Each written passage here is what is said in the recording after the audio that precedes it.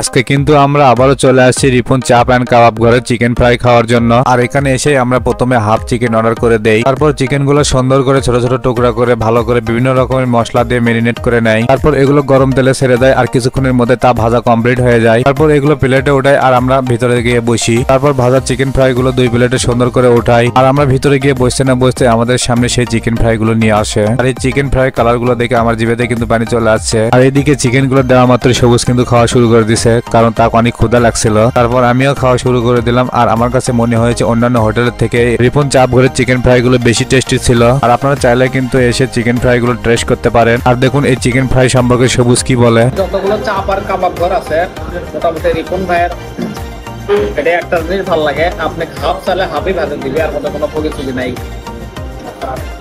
আর সেটা অনেক টেস্ট। আর হ্যাঁ, আপনাদেরকে তো একটা কথা বলতে ভুলেই গেছি, এখানে এসে কিন্তু আপনাদেরকে দাঁড়ায় থেকে খেতে হবে না, একদম চেয়ারে বসে থেকেই খেতে পারবেন। আর আপনারা চাইলেও কিন্তু খাওয়া দাওয়া শেষ করে এখানে এসে মিষ্টি মশলাতে পান খেতে পারবেন। আর পান খাওয়ার আগে অবশ্যই কিন্তু পানের দামটা জিজ্ঞেস করে নেবেন, কেননা এই দোকানদার পানের দামটা একটু বেশি চেয়ে থাকে। আর ভিডিওটি ভালো লাগলে ভিডিওটিতে একটি লাইক দিন এবং পরবর্তী ভিডিও দেখার জন্য পেজটি ফলো করে রাখুন। আল্লাহ হাফেজ।